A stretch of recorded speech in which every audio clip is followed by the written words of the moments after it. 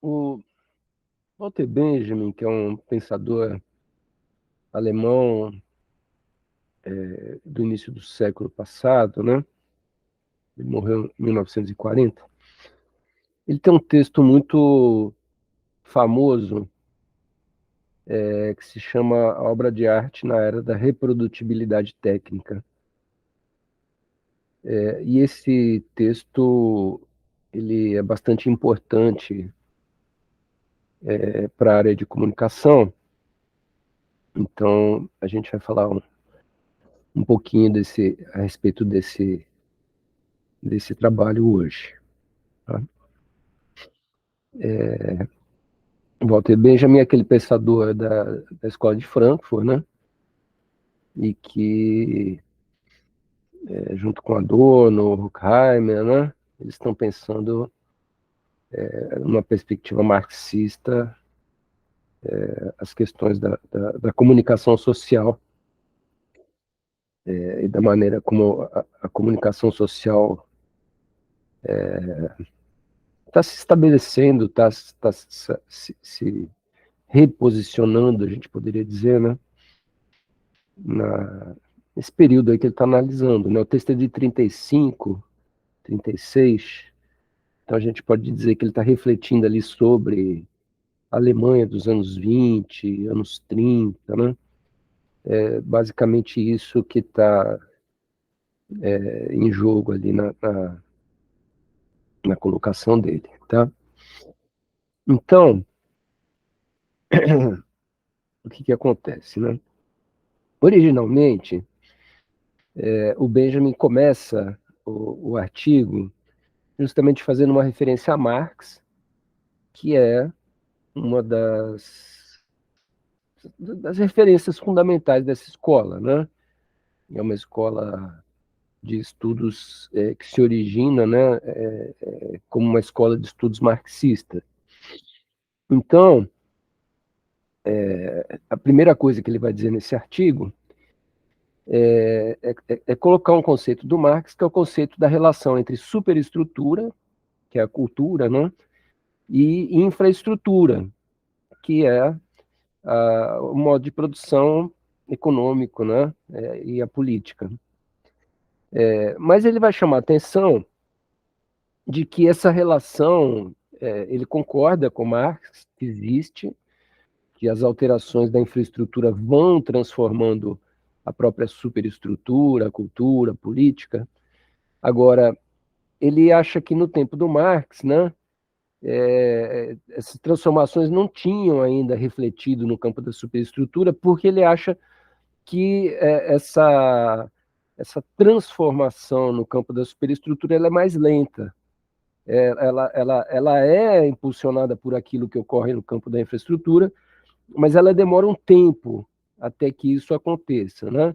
Então, como o Marx não teve esse tempo, porque ele estava muito na análise do início dessa transição infraestrutural, que é exatamente o que o Benjamin vai analisar, ele acha que só agora, no tempo do Benjamin, né, na década de 20, década de 30, é possível fazer uma análise mais clara a respeito dessa reflexão e do que está acontecendo, o que aconteceu com a infraestrutura e como é que isso está refletindo na superestrutura, né?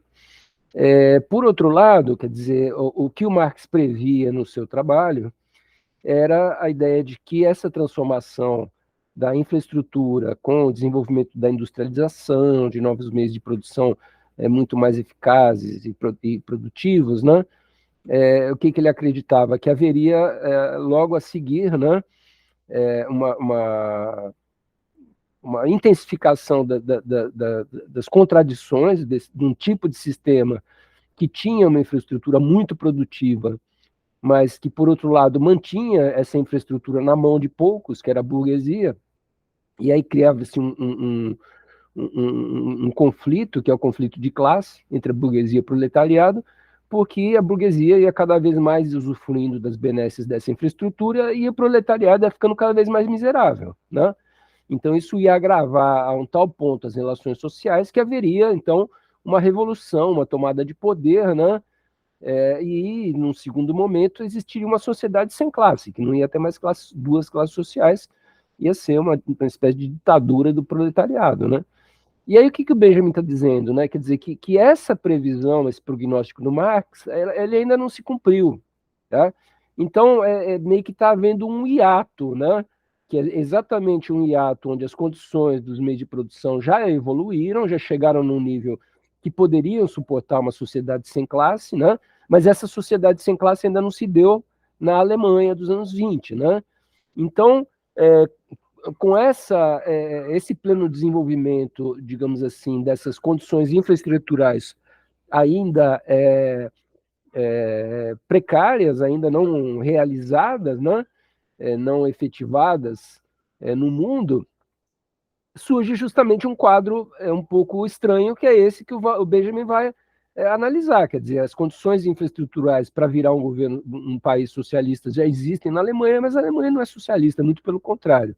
Está acontecendo um outro fenômeno político nos anos 20 da Alemanha, que é justamente isso que o Benjamin vai tentar explicar. Por que está acontecendo esse outro fenômeno, o que está acontecendo na Alemanha dos anos 20. Mas, para explicar isso, quer dizer, para explicar a sociedade dos anos 20, ele vai promover uma análise dos meios de produção de cultura, né? Quer dizer, e isso vai se dar por intermédio da análise disso que ele vai chamar de reprodutibilidade técnica, quer dizer, o surgimento de uma infraestrutura de produção de cultura que é pautada na ideia de reprodutibilidade.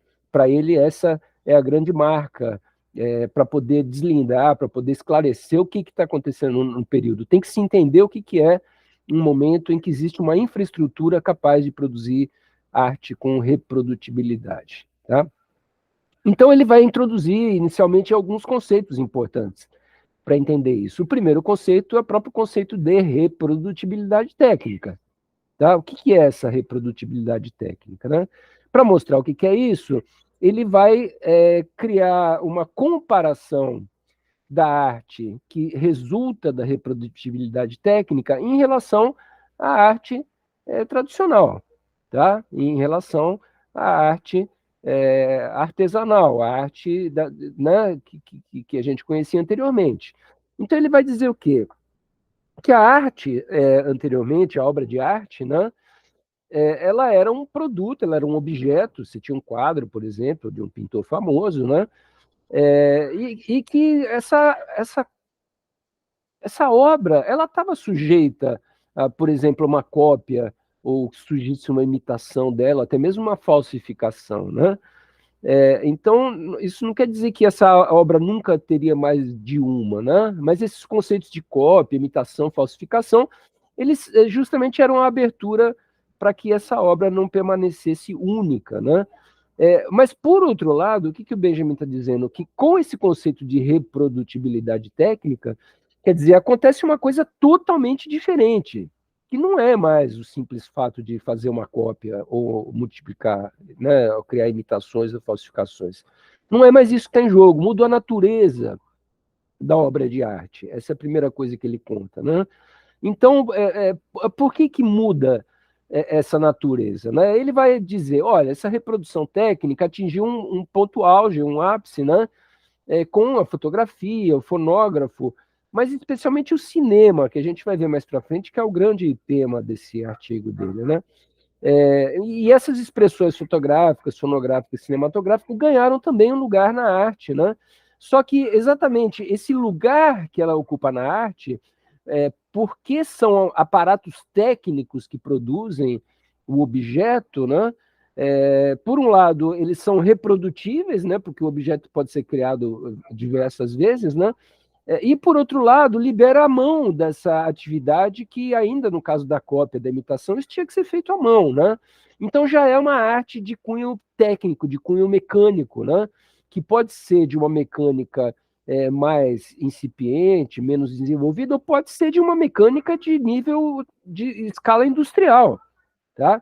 Então, quando você já pensa no cinema, quer dizer, essa discussão do exemplar do filme, isso perde totalmente sentido. Não tem o exemplar do filme que depois você pudesse copiar. Não, você tem uma matriz com base na qual você faz cópias daquela produção cinematográfica e distribui para o mundo inteiro. Quer dizer, não tem uma cópia que é a cópia que, essa aqui é mais cópia do que as outras. Não, todas elas são cópias idênticas, né? Então perde essa ideia de existir um uno original do qual se copia, do qual se imita, a partir do qual se falsifica, né? Se dilui essa unicidade justamente porque a natureza da reprodutibilidade, né, ela é dissolver esse conceito da unidade. Essa que é a grande questão, né? Então, por um lado, a imagem ganha com essa industrialização, essa tecnicidade que ela incorpora como meio de produção. Ela ganha uma facilidade inédita, porque a partir de agora se torna muito fácil produzir imagem, você aperta um botão na máquina fotográfica e sai fotografando e produzindo, né? O que antes demandava todo um aprendizado para você aprender a usar as tintas, a usar a tela, a usar pincel, agora você ganha uma facilidade imensa, que é uma facilidade de produção de signos, assim, né, de representações, que a gente só tinha no campo da palavra. No campo da palavra eu sou capaz de falar um monte de coisa e tal, e as palavras vão saindo, né? É como se agora as máquinas permitissem a gente ir né, paralelamente à fala, né, apertando o botão e as imagens irem saindo também. Quer dizer, então existe uma facilidade que vai acelerar violentamente a capacidade humana de produção de quantidade de objetos artísticos, né? Por outro lado, o que vai acontecer? Vai justamente sumir o primeiro, vai sumir o primeiro, né? Então, o Benjamin ele vai começar a discutir agora essa questão de que some alguma coisa a partir desse conceito de autenticidade. Tá? O que é autenticidade? A autenticidade era uma espécie de característica que a obra de arte única tinha, né? De você conhecer aquela obra de arte como uma espécie de indivíduo, né? Então você sabia quando o quadro havia sido pintado, você sabia para as mãos de quem que esse quadro foi. Depois alguém comprou esse quadro e levou esse quadro para o museu em tal ano. Depois no museu em tal ano aconteceu um atentado contra o quadro. Quer dizer, o quadro ele tem uma história. Ele tem uma história que é a sua própria autenticidade, né? Quer dizer, o fato de que comprova que aquele quadro é aquele quadro, né? Ele tem toda uma história que se agrega a esse uno do quadro da obra de arte, né, do exemplar único, e que, evidentemente, se perde totalmente com a reprodutibilidade, né? Porque não existe mais um exemplar único. Qual que é o exemplar único do filme do Fellini? É aquele que ele mandou para a Itália, aquele que mandou para o Brasil, aquele que mandou para a Alemanha, para a Inglaterra? Não tem mais esse exemplar que a gente pudesse meio que até construir uma espécie de história desse exemplar, dessa obra de arte, né? A gente pode contar a história da produção, a história de como foi feito, um monte de história a gente consegue contar. Agora, da obra, né, enquanto algo, um suporte que sustenta a existência dessa obra, isso já não existe mais, né? E aí o Walter Benjamin lança um terceiro conceito, né? Ele vai dizer justamente isso que existia por ser único, por ter autenticidade, e tinha uma coisa que o Walter Benjamin vai chamar de aura, tá? O que é essa aura, né?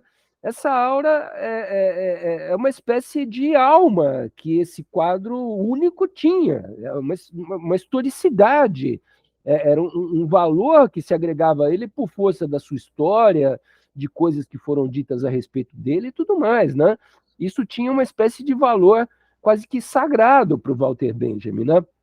Então, justamente, a obra de arte reprodutiva, ela liquida o valor tradicional do patrimônio da cultura, né? Quer dizer, essa ideia de tradição tem a ver com isso dessa aura também, dessa coisa que foi se constituindo em torno daquela obra, né?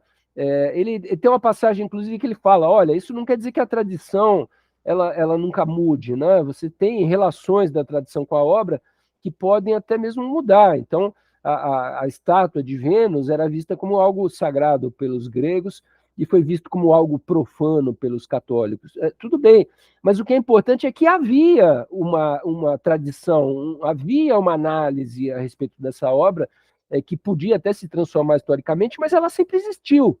E ela não perdia essa sua aura, essa capacidade de ter uma inserção dentro da tradição, né? Agora, com a obra reprodutiva, isso aí vai se perder.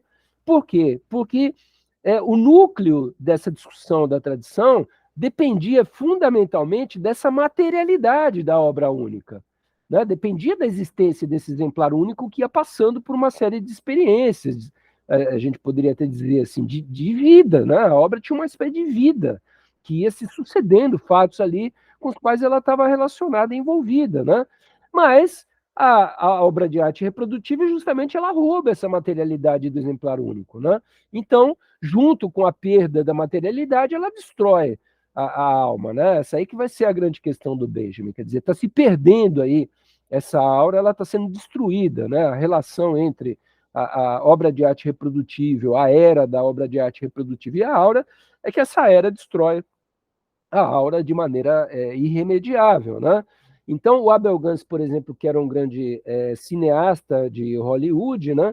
Que filmou grandes filmes, filmou Napoleão, etc., ele falava numa entrevista dele a respeito de uma grande liquidação da história, quer dizer, ele previa, né, que os grandes fatos históricos, as grandes personalidades históricas, as grandes biografias e tal, iam correr atrás do cinema para querer ser gravadas. Quer dizer, todo mundo quer agora fazer parte de um filme, todo mundo quer ser o tema de um filme, né? Então, o Benjamin usa isso, ironicamente, para mostrar assim, que parece que está havendo uma liquidação. E aí, na fila, assim, para entrar dentro do filme, tem candidatos ali, tá Napoleão, Hitler e Jesus Cristo, tá todo mundo ali, quer dizer, todo mundo quer virar parte desse grande Big Brother, né, do qual essa cultura industrial, né, reprodutível, tá colocando em pauta, né? Então, o que acontece, no fundo, é a destruição da aura, né? Esse é o fenômeno histórico que o Benjamin está querendo analisar. Ele está falando, olha, a aura da obra de arte está sendo destruída nessa passagem, né, dos meios técnicos artesanais, da obra única, para os meios técnicos industriais de produção de cultura, né? Então, quer dizer, ele vai tentar agora mostrar com qual grau de profundidade essa destruição vai afetar coisas, inclusive, da ordem do social, né? Da superestrutura. Então, a primeira uma questão que ele vai desenvolver logo a seguir é essa questão, né, de que do mesmo jeito que as obras historicamente se transformam e que a percepção em relação a elas também muda, né, a própria percepção do observador em relação às obras também se transforma, né? E a principal mudança que ele identifica nessa passagem é justamente isso, quer dizer, a obra ela perde a aura para o espectador. Tá? Ela perde a aula, o espectador não tem mais, não atribui mais esse valor aurático para a obra de arte, né? Coisa que o Benjamin vai tentar mostrar para a gente que existia. Daqui a pouco ele vai falar um pouco nisso, né? Então ele passa então a discutir o que é a aura, né? A aura é um efeito que alguma coisa nos causa, né? Por exemplo, eu estou observando uma montanha, né? Só de estar ali olhando aquela coisa linda e tudo mais, tem não, aquilo me faz respirar mais lentamente, me causa uma emoção, ou até um galho que projeta uma sombra sobre o meu corpo, né? Aquilo me afeta de uma certa maneira, que parece que tem uma espiritualidade, ali tem uma coisa que é do grau do aurático, da manifestação, né? Quase que divina, assim, né? E justamente isso, quer dizer, é que a era da reprodução desloca, né? Ele vai tirar o observador desse papel, né, desse lugar de estar sendo afetado pela obra, e vai colocar ele num outro lugar, que é o seguinte: agora o espectador quer ter a obra perto dele. Ele quer ter o DVD do filme, ele quer ter a cópia do filme em casa, para assistir quando ele bem entender, né? Então, quer dizer, essa coisa de algo distante que o afetava, ele substitui por algo que ele quer próximo, que ele quer como propriedade dele, como pertencente à fruição de prazer que ele pode ter a partir do momento que ele coloca aquilo no aparelho e assiste novamente, né? Então, esse caráter único da obra se perde totalmente, né?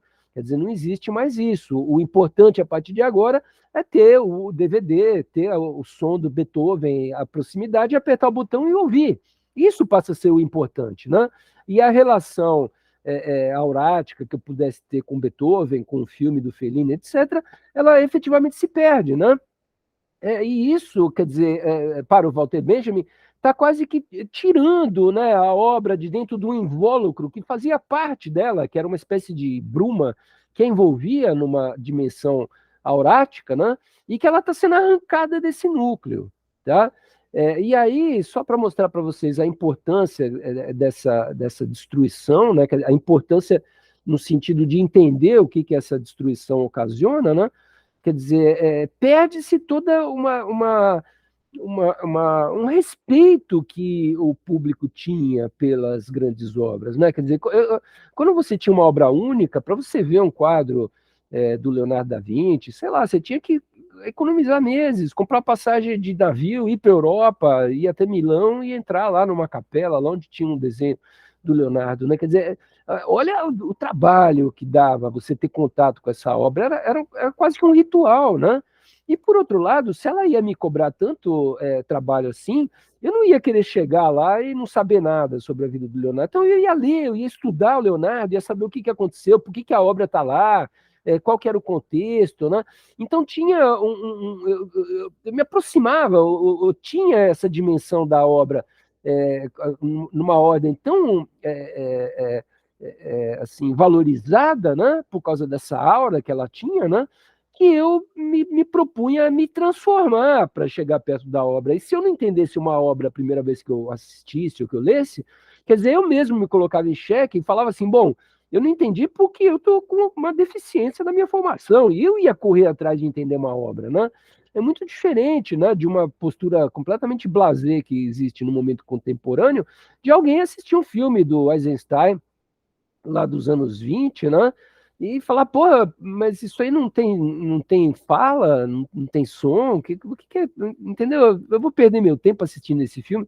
Quer dizer, quebrou-se a aura, né? Quebrou-se a dimensão do respeito, né? De alguém nem desconfiar por que 100 anos depois de feito uma obra do Eisenstein, a gente tá, os professores, quem conhece, quem estudou, etc., está recomendando que se assista de novo, né? E para ele não, aquele é um filme chato que ele prefere ir para casa e assistir As Patroas, assistir outra coisa lá que faça dar gargalhadas, né? Então, vejam, né, a problemática toda, né, que retirar a aura do invólucro dela, a obra, né, acaba resultando, né? Mas, enfim, era só uma coisa, vamos voltar agora para o artigo, quer dizer, o que ele vai dizer? Depois que se toma essa dimensão da destruição da alma, ele vai apresentar duas dialéticas históricas para a gente entender ao longo do eixo temporal histórico o que acabou acontecendo, né? O primeiro eixo temporal que ele nos propõe é um eixo que vai das práticas rituais às práticas políticas. Tá? Por que ele vai criar essa associação? Porque ele diz, né, que a obra de arte nasceu nos rituais.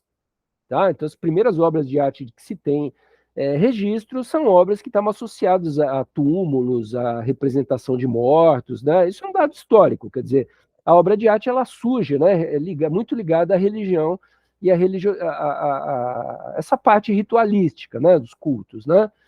E aí o que acontece? Ele acha que com a obra de arte reprodutível, vai haver um deslocamento desse eixo ritual, que era justamente onde podia surgir uma dimensão aurática, né, de admiração, de respeito, e isso vai se deslocar para uma situação de relação política, né?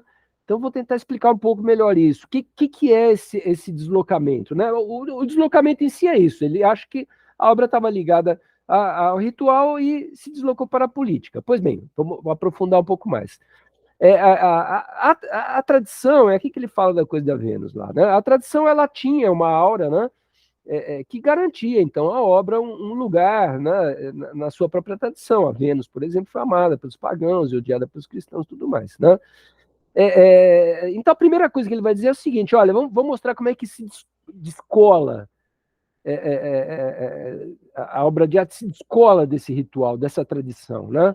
Quer dizer, um exemplo de como descola já é nessa própria transição, quer dizer, ela estava grudada a um ritual pagão, né? A Vênus estava ligada a um ritual pagão, e quando a história mudou e se tornou cristianismo hegemônico, tudo mais, se destruiu essa relação ritualística, né?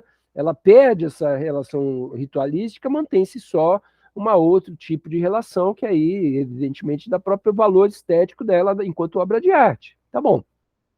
E aí vamos ver o que mais. Quando a obra reprodutível, digamos assim, dá um terceiro passo, né? Vênus religiosa, Vênus obra de arte. Agora ele vai dizer, vai se dar um terceiro passo, né? Quer dizer, o que vai ser esse terceiro passo? Vai se liberar também dessa própria tradição. Por quê? Porque não tem mais o objeto de arte único, que era o que dava eixo de existência dessa tradição. Então a gente já não está mais discutindo Vênus, a gente está discutindo agora o filme do Fellini, tá? Então há efetivamente um descolamento absoluto da produção artística em relação à ritualística. Né? Ele já não serve mais para a ritualística de maneira nenhuma. Né? Então, o que vai acontecer? Vai surgir, inclusive, uma teoria que vai defender a arte pela arte. Tá? Quer dizer que com esse descolamento, aonde que vai se agregar a obra de arte? Não, ela vai se agregar numa própria tradição artística dos museus, da crítica literária, etc., que vai ficar discutindo dentro dela quais são os valores que se pode deduzir como valores estéticos importantes ali, tá? Mas aí o Benjamin ele vai fazer um alerta, ele vai falar assim, precisa tomar cuidado com essa leitura da arte pela arte, por quê? Primeiro, porque ela cria um tipo de perspectiva da arte que nega o valor social da arte. Ou seja, que justamente ao descolar da ritualística, ao descolar da tradição, ela descola também da sociedade e vira uma arte autônoma, tá? Que não está preocupada se tem público, se alguém gosta, se ninguém gosta, qual é o papel que ela vai desempenhar na sociedade. Ela vira uma coisa totalmente alienada, né? Então nega o seu valor social, que para o Benjamin é uma coisa muito negativa. Tá? Ele acha que no fundo, a obra de arte reprodutiva ela preserva o valor social. Tanto preserva que o cinema tem um. É isso que o Benjamin está dizendo. Tá? Então não dá para dizer que o cinema é uma arte pela arte, que ele não está nem. Não, o cinema precisa de público, senão ele não consegue nem existir. Né?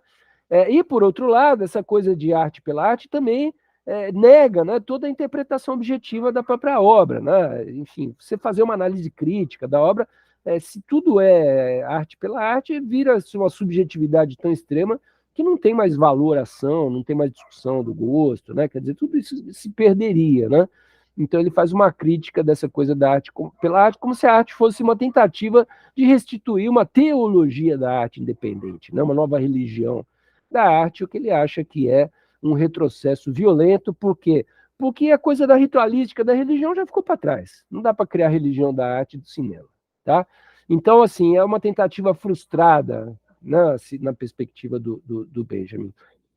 O cinema é um tipo de arte que só existe para um público vasto, porque um consumidor não pode pagar o filme sozinho. Quer dizer, na época do Benjamin, o filme precisava de 9 milhões de espectadores para se pagar.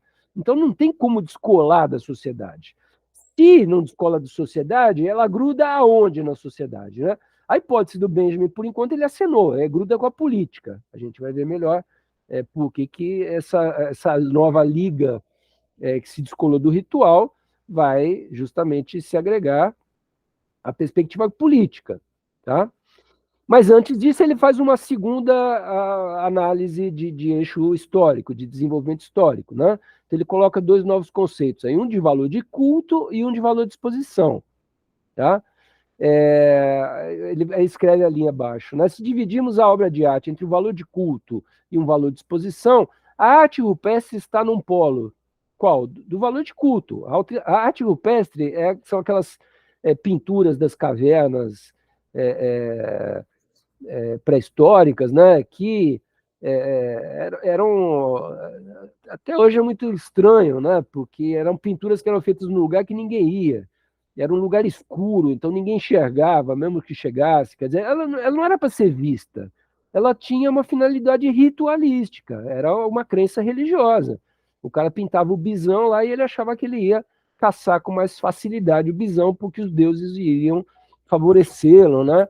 em função do desenho que ele tinha feito lá no fundo da caverna. Então, era uma coisa com valor de culto e um valor de uso, quer dizer, ele queria se dar melhor com as divindades, né? Então tinha essa coisa desse culto, né? Que referendava o próprio valor da obra, né? Há valor de exposição, por outro lado, é o tipo de característica do cinema, quer dizer, um cinema, um filme só tem valor porque ele é muito visto, né? Então não tem mais que se ficar nem se escondendo, nem criando exemplar único, né? O cinema quer criar quantas mais cópias tiver possível, né? E quanto mais gente assistir, melhor. Então é uma arte nitidamente já de caráter reprodutivo. Por isso o valor de exposição vai se sobressair, né? E o valor de culto vai desaparecer, né? É isso então que é essa transição, essa segunda transição, né? A primeira do ritual para a política, o segundo do valor de culto para o valor de exposição, tá? Aparentemente, então, diz ele, é o valor artístico que dá o parâmetro para a obra, mas veremos que não, ao analisar o cinema. A técnica criou uma segunda natureza e a função do cinema é exercitar o homem na nova percepção exigida pela natureza da técnica, tá? Aí é um pouco a ideia de que a gente já falou um pouco antes, quer dizer que essas novas tecnologias elas vão transformar a percepção das pessoas em relação ao mundo, tá? Eu vou tentar deixar isso um pouco mais claro também, tá? A frase do Benjamin é a seguinte: fazer do gigantesco aparelho técnico do nosso tempo objeto de inervações humanas. Essa é a tarefa histórica cuja realização dá ao cinema seu verdadeiro sentido, né? Então ele acha que o cinema ele é uma espécie de sistema de treinamento das massas, né, dos públicos aos quais os filmes são exibidos, né? É uma espécie de treinamento, mas treinamento de quê, né? Treinamento da percepção. Como assim treinamento da percepção? O cinema ele é um momento quando a gente se conecta com a máquina. O cinema ele não deixa de ser uma máquina de projeção do filme, né?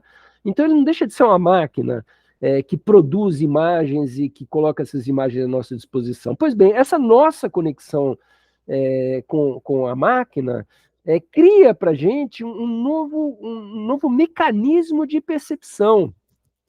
Essa que é a tese do Benjamin, né? Quer dizer, que está nos treinando para essa conexão com a máquina. Mas treinando para me conectar com a máquina quando? Né? Treinando para me conectar com a máquina quando eu trabalho, né? Quando eu faço aquilo que todo trabalhador faz, quer dizer, que é me juntar com uma máquina para ser produtor de sapato, produtor de caneta, produtor de automóvel, produtor das coisas que a sociedade industrial produz. Tá? Então, o cinema seria uma mega estrutura de treinamento do nosso aparelho psíquico, né, da percepção, para que a gente aprendesse a lidar com essa nova categoria de meio de produção, que é o meio de produção industrial. Tá? E por quê, né? Enfim, vamos ver. Por que eu preciso treinar no cinema e que tipo de treinamento que ocorre ali, né? Justamente assim a ideia, né, de que primeiro, né, eu tenho que desmistificar essas coisas artesanais, essas coisas únicas e jogar o valor para as coisas que são produzidas industrialmente, né? Isso é um valor importante, é uma coisa importante, né? Eu tirar o valor de culto dos objetos e jogar um valor de uso sobre os objetos, né? Priorizar a questão do valor de uso. Tá? E isso é particularmente importante no capitalismo, porque se eu fico cultivando demais o objeto, né, eu corro o risco também de valorizar demais quem fez o objeto, né? E a gente vai ver como que isso está interligado e como é que as máquinas elas dão uma nova estruturação para essa questão, tá? Mas ele dá como exemplo daquilo que o cinema faz, ele dá como um exemplo de quem deu o primeiro passo a própria fotografia. Quer dizer, a fotografia ela começa a criar um tipo de imagem aonde, então, esse culto da imagem, justamente ele começa a ser desarticulado, né? E o exemplo que ele dá é das fotografias de ruas desertas. Por quê? Porque as fotografias onde existe gente, A figura humana ainda é uma espécie de tentativa de manutenção do valor da aura, né? Por que que é? É porque eu conheço a pessoa que está na foto. A pessoa que está na foto é minha avó, eu amo minha avó, né? Enfim, tem tudo uma relação com o sujeito do rosto da fotografia que ainda se preserva. Agora, quando os fotógrafos começam a fotografar ruas vazias, prédios sem ninguém e tal, não sei o que, aí começa a aparecer um negócio, né? Onde não tem mais figura humana, quer dizer, e esse já foi um primeiro passo importante para a desmistificação da imagem, né? Essa é a tese do Benjamin. Então, a fotografia passa a ser testemunho do processo da história, ganha sua significação política, né? Justamente ao se deslocar do humano para um outro tipo de dimensão não aurática, quer dizer, a fotografia passa a ser um testemunho da história, começa a fotografar prédios antigos, fotografar guerras, fotografar eventos históricos importantes, né? Então, aí já é uma dica de como é que ela começa a ganhar, essa obra reprodutiva começa a ganhar uma significação política. Tá? Essas fotos direcionam, então, a percepção para um outro campo de preocupações. As pessoas têm de seguir um caminho definido para aproximar-se do significado das próprias fotos, quer dizer, né? Um outro exemplo que ele vai dar são as revistas com imagem, né? As imagens da revista, elas têm legenda, que são uma espécie de pistas para a gente conseguir arrancar informação a partir daquela imagem, né? Então, algo da onde se extrai informação é alguma coisa que perdeu o sentido gerador de análise da tradição, né? Essa é uma questão que está mais clara em outro artigo do Benjamin, que é sobre o narrador, né? Do qual eu vou gravar uma aula também, qualquer hora vocês podem dar uma olhada com mais calma, mas a tese do Benjamin é um pouco essa, que existe uma tensão entre narração e informação, e que a narração é uma forma arcaica, aurática de comunicação, e a informação não, é uma forma profana e justamente desmistificadora, né? Que vai apagando e acabando com o papel da aura nessa imagem, né? Então, no cinema acontece a mesma coisa. Por quê? Porque a compreensão de cada imagem depende da sequência das imagens anteriores, né? Então, agora ele está falando aí do problema da montagem cinematográfica, já. Ele já está mostrando que o cinema é uma sucessão de planos, e essa sucessão de planos, ela constitui uma narrativa, né? Mas que é uma narrativa que depende da sequência anterior, né? Tinha o famoso exemplo de relação de plano com plano anterior, né? Que é sempre citado, que era uma experiência de um cineasta russo que colocava a cara de um ator famoso lá, e aí ele colocava a cara do ator famoso, colocava um prato de comida e mostrava a cara de novo, né? As pessoas diziam, não, o ator é maravilhoso, ele está representando a fome, né? Aí pegar outro grupo de pessoas, colocava o rosto do ator, um caixão e o rosto do ator, né? Aí falava, não, o ator é maravilhoso, ele está representando o luto pela pessoa que morreu e tal. Então, cada tipo de relação que você constitui entre planos ressignifica cada um dos planos, né? E, ao mesmo tempo, cada plano, o significado de cada plano depende do outro, né? Então, é um tipo de constituição informativa, onde a informação de um quadro depende um pouco do outro, né? É isso que ele está falando um pouco aqui. O cinema, então, ele cria um novo tipo de obra de arte, que é exatamente o avesso da obra grega. A obra grega, ela era uma obra que ela era feita a partir de uma pedra, ficavam lá, né, esculpindo e tal, não sei o que, lá ia surgir a escultura. A obra moderna, não. Chaplin, ele para exibir 3 mil metros de filme, ele gravou 125 mil metros de película, né? Então, processos assim rigorosíssimos de seleção, que até atingiam um nível de perfeição, que é uma coisa que, evidentemente, é uma meta, né, dessas produções cinematográficas de qualidade, né? E que caracteriza, então, no certo sentido, a diferença entre os processos industriais e os processos artesanais de produção.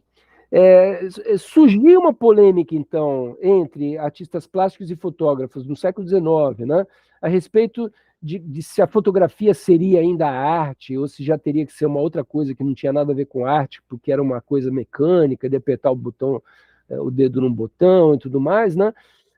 Mas o que o Benjamin vai dizer dessa discussão é o seguinte, olha, tanto os fotógrafos quanto os artistas, eles estão equivocados, porque a discussão não é essa mais. Não é se a fotografia é arte, se o cinema é arte, né? A discussão tem que ser a seguinte: o que era arte mudou depois da fotografia, né? E ele justamente está tentando mostrar onde que mudou. Uma das mudanças fundamentais é a perda de aura, é a reprodutibilidade técnica da obra. Quer dizer, isso aí não tem mais a arte do jeito que tinha antes, entendeu? Acabou, né? Mas tem gente que tenta ainda fazer essa associação. Então, no cinema, por exemplo, houve quem dissesse, não, a natureza do cinema é fazer filmes sobre o sagrado, sobre o sobrenatural. É a época do cinema expressionista alemão, onde vai ter aqueles filmes todos lá de vampiro, de Caligari, de não sei o quê, tudo da ordem do sobrenatural, né? Tentando dizer que essa seria a especificidade da arte cinematográfica. Né? O Benjamin vai dizer, oh, isso é bobagem, isso aí, inclusive, é uma teoria reacionária, né? Que tenta garantir uma esfera do sagrado dentro de uma arte, que é uma esfera onde ela já não se sustenta mais. Então, na verdade, o que deve estar por trás dessa arte aí é exatamente a política. Né? Tanto é que existe um livro do Siegfried Kracauer, onde ele vai discutir justamente o cinema expressionista alemão, e o livro, não por acaso, se chama De Caligari a Hitler, né? Quer dizer, do cinema expressionista até Hitler, aonde que desembocou esse cinema aí, que desenvolvia essa imagem do sagrado, do mal, do sobrenatural e tal, vai desembocar num ditador, né? Então, essa relação que essa nova técnica está tendo com a política, né? Ela está dando sinais, né? E o Benjamin está mostrando esses sinais, porque a tese dele é que ela migrou do ritualístico para a política, né? E ele está tentando convencer a gente, tá?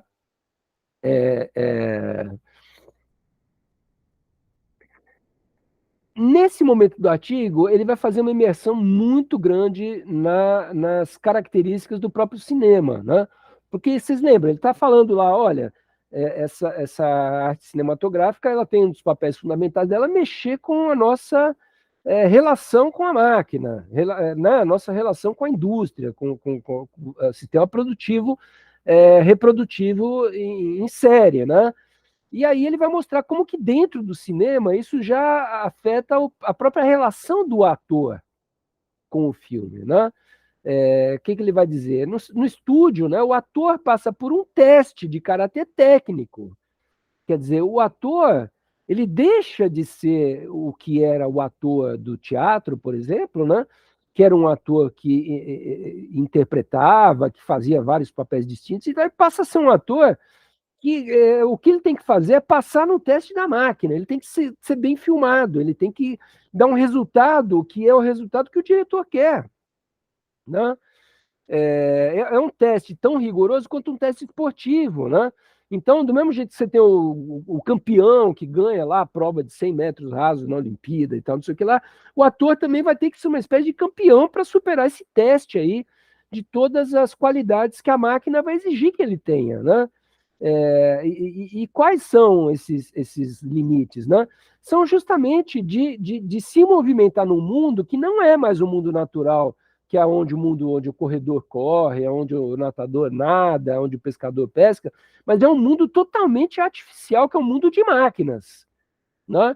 Ele descreve um pouco nessa passagem aí, né, que quando você entra num set de filmagem cinematográfico, você só vê máquina para todo lado, é iluminação, é holofote, é coisa pendurada no teto, é áudio, é cabo, é não sei o que. Quer dizer, é um negócio completamente artificial, parece que você está dentro de uma nave espacial num set de filmagem, né? E o ator ele precisa gravar bem dentro desse mundo totalmente artificial e falso, né? Ele precisa sair bem desse teste, né? Por outro lado, quer dizer, ser aprovado nesse teste, vai dizer o Benjamin, é uma espécie de defesa da própria humanidade.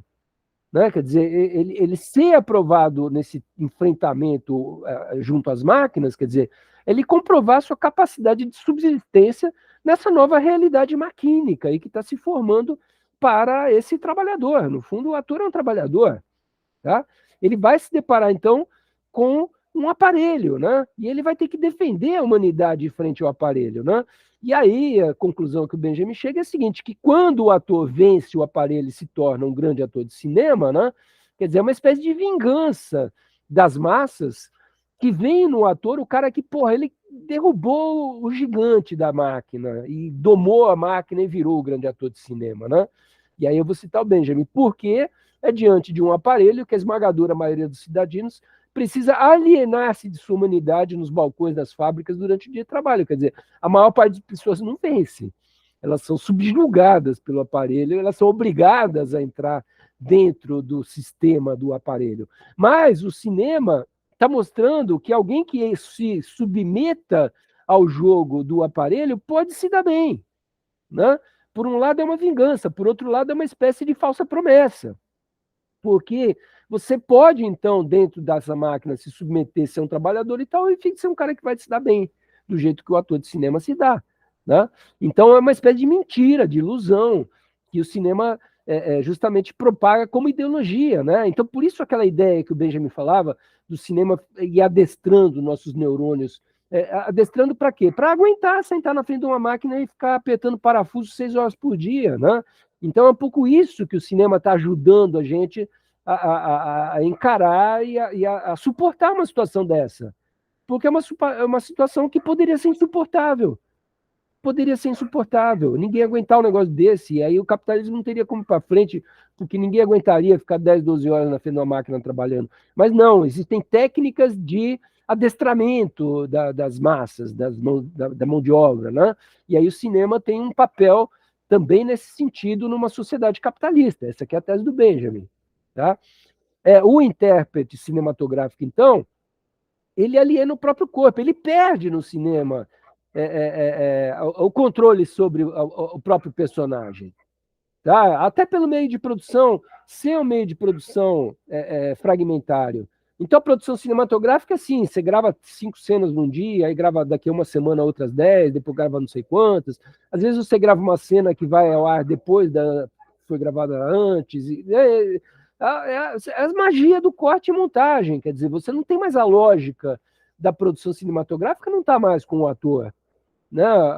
Disse do Fellini que muitos atores ele pedia que o cara não falasse nada no filme, que ele ficasse contando números. Não, vira para o outro ator, não fala nada, conta 1, 2, 3, 10, 20, 37. E aí depois o Fellini ia lá e enfiava o diálogo, fazia um dublador ir lá e colocar as palavras na boca do personagem. Quer dizer, o personagem não sabe no que ele está falando, né? É a absoluta ausência de controle da personagem. Né? Nessa passagem agora, o Benjamin cita uma passagem do Einstein que ele diz, né, que o cinema tem um tipo de cinema que gostaria que o ator fosse uma espécie de peça, né, de pedacinho assim do processo de produção, né, com o qual ele vai, evidentemente, fazer algum tipo de manipulação para que o filme dê certo, né?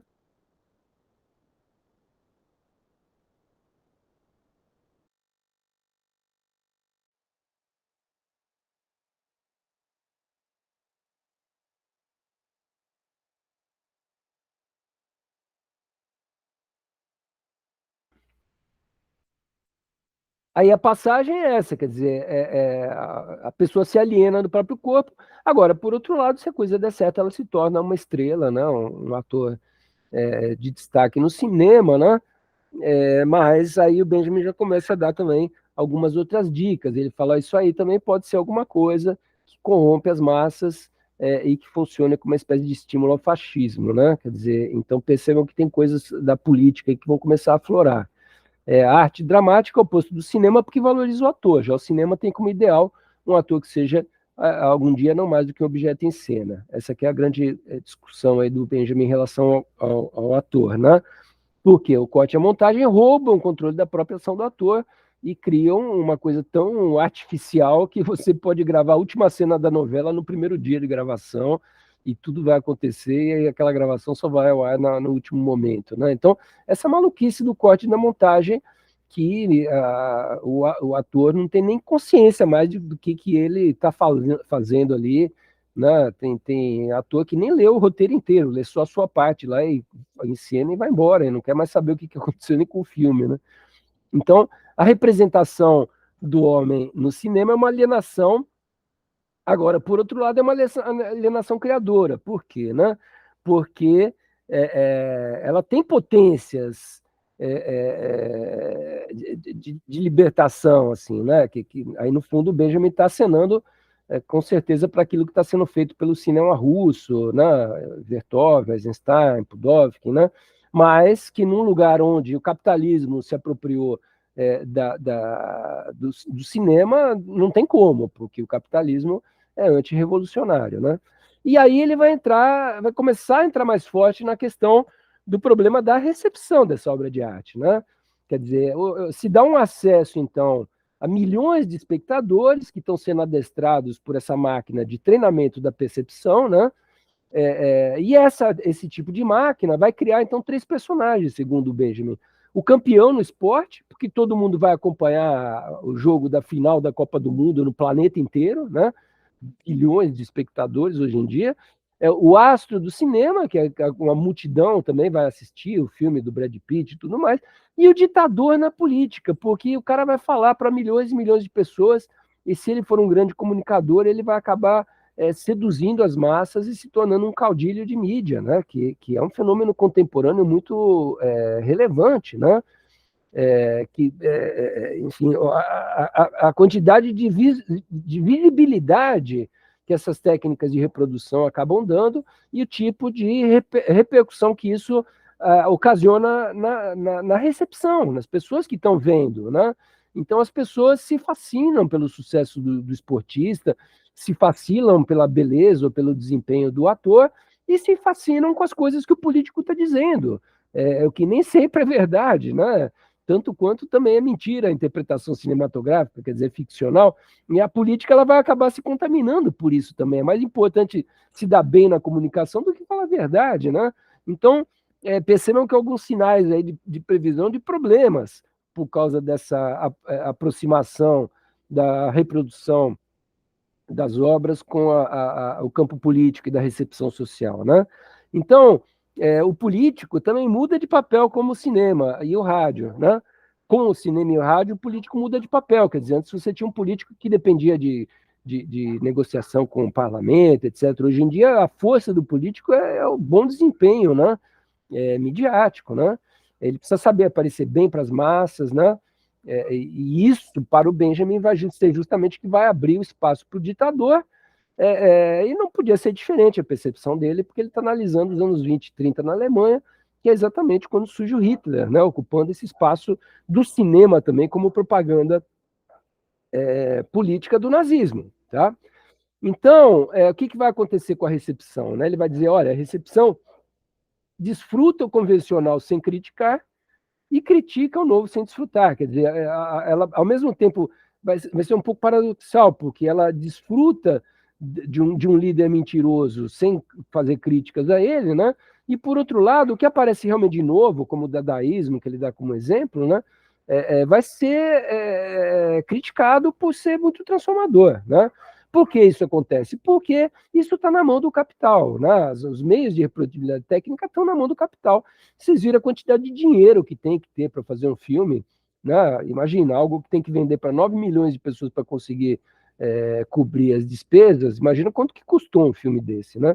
Então são valores de capital que realmente restringem, né, a capacidade de ocupação da obra reprodutível aos detentores de capital. Isso é uma coisa bastante clara. Tá?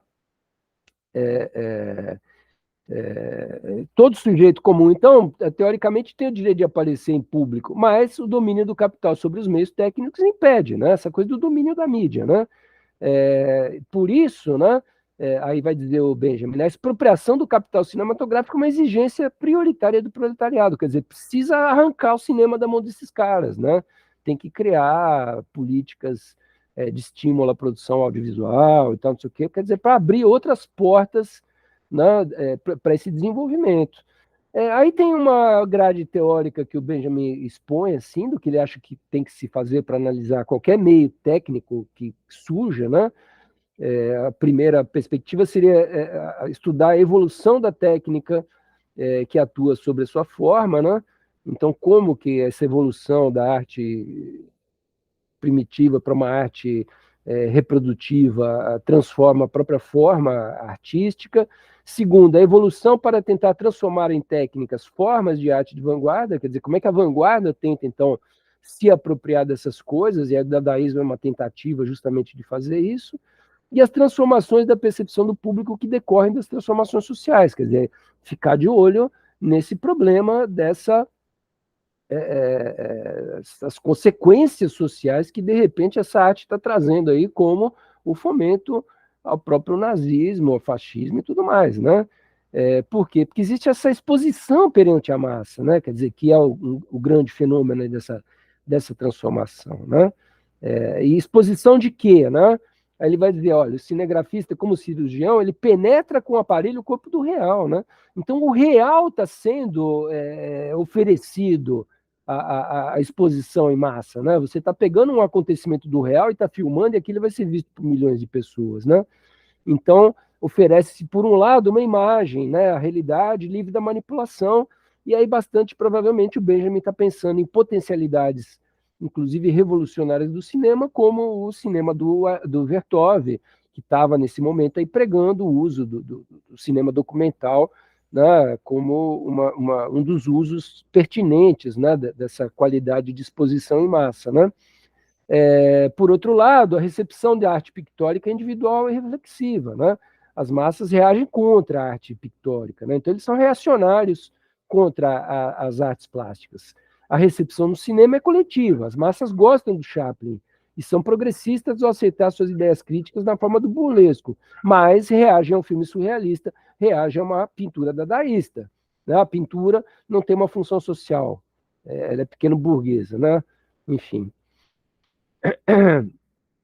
Aí ele desenvolve um pouco essa ideia de que o cinema abre o inconsciente óptico, que tem a ver também com um pouco com as experiências do Vertov, né? O Vertov está acelerando câmera, diminuindo velocidade, câmera lenta, e aí a gente começa a enxergar coisas que a gente não sabia como é que era, o movimento da pata do cavalo, né? As coisas começam a aparecer, coisas que com o olho normal a gente não consegue enxergar, né? Uma flor abrindo assim em fast motion lá e tal, você acelera e vê a flor abrindo assim. Não, não, aquela flor demorou uma semana para abrir, mas você faz um tipo de gravação que traz isso à vista, traz isso aos olhos, né? Por isso essa ideia um pouco de inconsciente óptico, né? O cinema já tem como função equilibrar o homem com a máquina, né? Isso a gente já viu. A câmera revela um mundo óptico que permanece somente inconscientemente. É um pouco o que ele está explorando a mais agora. É mais um motivo pelo qual o cinema equilibra o homem com a máquina, é mostrando coisas com a máquina que o homem não consegue, né? Então, potencializando novos olhares do homem, né? Aí ele vai falar uma coisa interessante, porque quando ele está falando de inconsciente, ele está tentando dialogar um pouco com o Freud também, com a psicanálise, né? Então ele vai dizer assim, mas por outro lado, o cinema publiciza o sonho, né? Publiciza o sonho, que coisa maluca é essa, né? Publiciza o sonho, né? Não porque entre no sonho de cada um de nós, mas porque cria um grande sonho coletivo, como a da vida do Camundongo Mickey, né? Olha que interessante isso. O cinema criando uma espécie de sonho absurdamente ficcional e absurdamente coletivo, né? Porque a coisa mais irreal do mundo é o mundo do Mickey, mas é uma coisa que todo mundo sabe como é que é. Olha que coisa doida, como se todo mundo tivesse sonhado aquilo ao mesmo tempo, né? Então cria-se uma máquina de geração de sonhos coletivos, né? E aí ele está preocupado com aquilo que a psicanálise está descobrindo a respeito do poder desses sonhos, né? De como esses sonhos são capazes de transmitir ou de controlar comportamentos ou de mexer com coisas lá do fundo né? Do inconsciente da psique humana, tá? Então, exposta essa gama de coisas, né? Ele vai concluir que o cinema se tornou o objeto mais importante da estética da sua época, né? Estética entendida no sentido dos gregos, quer dizer, daquele aparelho que dá acesso ao ser humano às sensações. E aí ele vai ingressar no final do artigo a grande questão, que é quando ele amarra definitivamente o discurso dele da obra de arte reprodutível com a política, né? Ele vai discutir a relação da estética cinematográfica com a guerra, tá? Inicialmente ele vai mostrar um contraponto. O dadaísmo tentou produzir uma pintura, uma literatura que o público de hoje procura no cinema. O dadaísmo é como que um tiro, impacta o público como faz as imagens de um filme, né? Quer dizer, o dadaísmo é a tentativa de criar uma obra de arte reprodutível e autônoma, só que ela acaba criando uma arte de vanguarda que dá um tapa na cara de todo mundo, né? Então as pessoas fogem dele, são reativas frente ao dadaísmo, né? O futurismo, por outro lado, faz o contrário. Entra num jogo que é o jogo do fascismo. Então, Marinetti diz no seu manifesto lá do futurismo, a guerra é bela. Que lindas as explosões das bombas de canhão e tudo, né? Coisas desse gênero, né? Então, o que está acontecendo aí, né? Essa é a primeira pista que ele dá de como que ele vai amarrar a questão do cinema com a política, né? A primeira coisa que acontece é que se propõe uma estetização da guerra, uma estetização dos horrores, né? E essa estetização dos horrores, pelo fato de passar num filme, quer dizer, é um distanciamento do público em relação a ela que faz com que aquilo possa ser, inclusive, admirada, né? Do ponto de vista estético. Olha que bomba linda, como é que explode a bomba atômica, ela faz um cogumelo, né?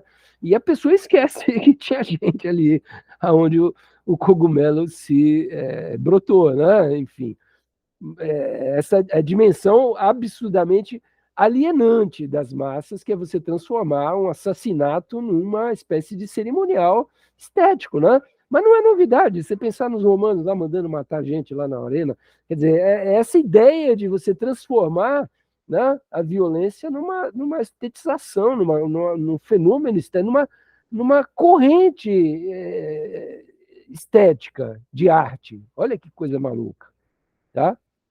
E aí, nessa mesma linha, quer dizer, o próprio cinema, que aí, enfim, seria delicado discutir se é artístico ou não, mas você tinha Leni Riefenstahl, que filmava os grandes comícios nazistas e tudo mais, né? O próprio Griffith foi para campo de batalha para filmar a guerra, muito cinema alemão foi feito com base em filmes de guerra, em cenas de guerra, enfim. O cinema filma a guerra e as massas, né? E transmite essas imagens de guerra e das massas para a massa. Né? Então vira uma coisa de autoalimentação da massa, a massa se vê ali exposta, né? Se sente valorizada pelo fato de estar fazendo parte de um fenômeno que é um fenômeno que está ganhando uma dimensão de exposição pública violenta. Né? E aí vem a tese fundamental do Benjamin, porque ele vai dizer o seguinte: olha, a guerra ela tem um sentido nesse momento do desenvolvimento dos meios de produção.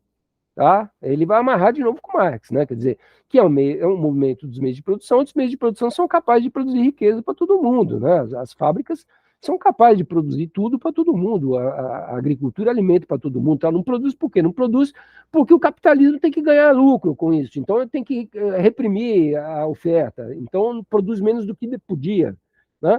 Então essa é a magia, né, da manutenção do sistema da desigualdade capitalista, você sempre oferecer menos do que as pessoas querem, porque elas ficam desesperadas para conseguir e trabalham que nos malucos se vendem a preço de banana, né, na sua linha fabril. Tá?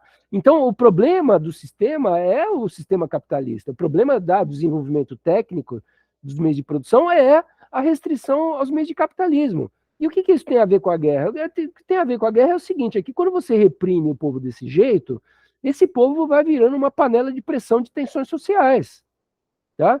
E aí, essas tensões sociais, elas vão explodir.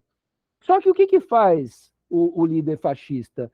Ele canaliza essa explosão para uma movimentação de guerra contra o país estrangeiro. Né? Então ele permite as massas se exporem naquilo que elas têm de pior da sua violência, da sua pretensão à destruição, sem alterar as relações de produção internas do país. Por quê? Porque eles vão destruir lá fora. As massas querem quebrar as coisas? Que quebrem, só que vão quebrar lá na França, na Polônia. Não vão quebrar aqui na Alemanha. Muito pelo contrário, elas vão alimentar as demandas de produção alemã e as fábricas vão ficar a 100% de capacidade produzindo aqui tanque de guerra, máquina, bomba e tal, não sei o que lá, o que vai trazer um desenvolvimento econômico maravilhoso para a Alemanha. Então a guerra, antes de tudo, ela é um excelente negócio, né? Para quem está fora dela mandando bala para os outros se matar, né? Então, olha que interessante como é que ele amarra essa questão do novo papel, digamos assim, né? Que esses meios técnicos, como o cinema fazem, né? E como é que o cinema entra nisso? Não, o cinema ele filma a guerra, né? E traz de volta para as massas o resultado daquilo e vende aquilo como um sucesso do povo, um sucesso das ocupações e tudo mais, né? Aí, evidentemente, ele está falando do cinema de guerra do Hitler, do nazismo, né? Então, o fascismo deixa as massas exprimirem sua natureza, que é uma natureza violência e destruição, mas não exigir seus direitos internos, né? Deixa que elas explodam com os países vizinhos lá, ocupem, ampliem nossas fronteiras, em nome de um projeto, inclusive, de bem-estar para o povo nacional. Tá? Então, a estetização da política e da guerra são instrumentos do fascismo. Quer dizer, a própria política, ela também se alimenta dessa movimentação da guerra, desse descontentamento das massas, né? A própria promessa da guerra passa a ser uma promessa política, de solução política dos problemas de um determinado povo, né? O que é o instrumento que o fascismo levou às últimas consequências, né? Fascismo, nazismo, né? Para adequar ao poder de geração da sociedade industrializada, ela faz o quê? Porra, põe as máquinas a produzir 100%. Produzir 100% você quebra a economia, sim, mas não quebra por quê? Porque você produz tanque de guerra e manda para invadir a Polônia, né? Então é a única maneira de rever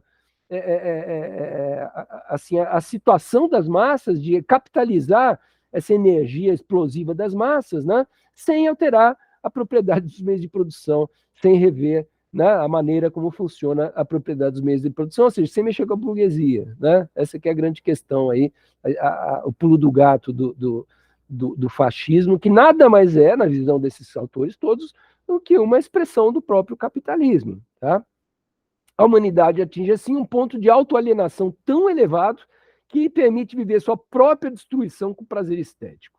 Você vê a bomba atômica explodir e fica feliz, assim, acabamos com os japoneses e tal, né?